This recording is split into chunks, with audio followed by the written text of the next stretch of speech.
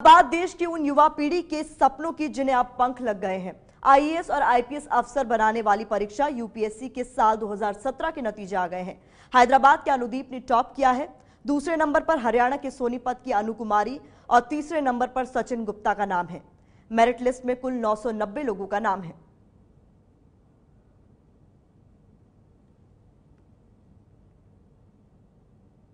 Civil सेवा परीक्षा में टॉप करने वाले अनुदीप मूल रूप से तेलंगाना के जगत्याल जिले के रहने वाले हैं। 28 साल के अनुदीप के पिता दुरिशेट्टी मनोहर एडिशनल असिस्टेंट इंजीनियर हैं, जबकि मां ज्योति गृहिणी है। अनुदीप साल 2011 में बिट्स पिलानी से इलेक्ट्रॉनिक्स और इंस्ट्रूमेंटेशन में ग्रेजुएट हैं। अनुदीप गूगल में भी काम कर चुके हैं।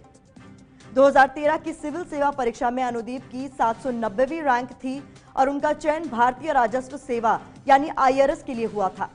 अनुदीप ने एंथ्रोपोलॉजी विषय के साथ परीक्षा दी थी।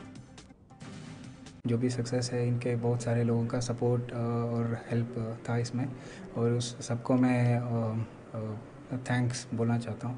आई want to thank all of them. Without their support ये this would not have been possible. तो सबके लिए मेरा हार्टफेल्ट थैंक्स।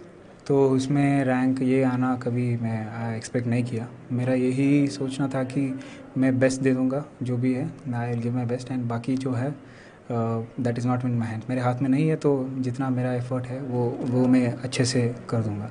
एंड देन अच्छा, it is a matter of great luck and also help from all people that ये आज this rank है। अनुदीप पहले नंबर पे है तो दूसरे नंबर पे है अनु कुमारी। अनु कुमारी मूल रूप से हरियाणा के सोनीपत की रहने वाली है। यूपीएससी एग्जाम के लिए यह अनु का दूसरा प्रयास था। अनु कुमारी शादीशुदा हैं और उनका 4 साल का एक बेटा भी है।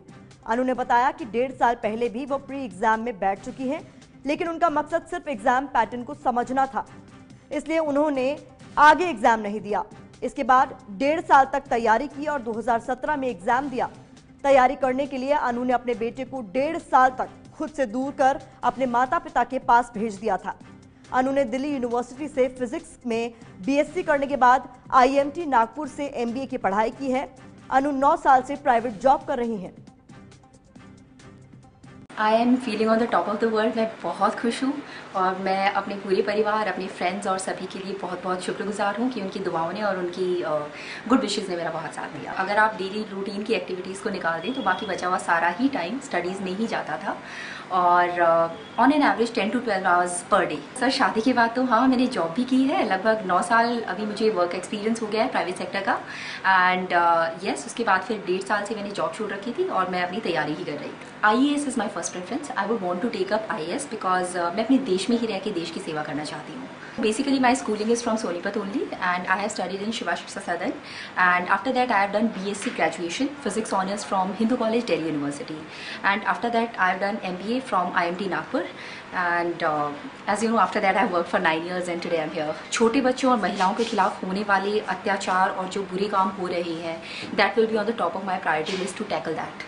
And so that the girls and females of my country can feel safe in their country and at their homes. हर साल यूनियन पब्लिक सर्विस कमीशन यानी यूपीएससी सिविल सर्विसेज परीक्षा करवाता है। ये परीक्षा 3 चरणों प्रारंभिक, मेन और इंटरव्यू में होती है। इस परीक्षा के जरिए Indian administrative service IAS, Indian foreign service IFS, Indian police service IPS के लिए चयन किया जाता है।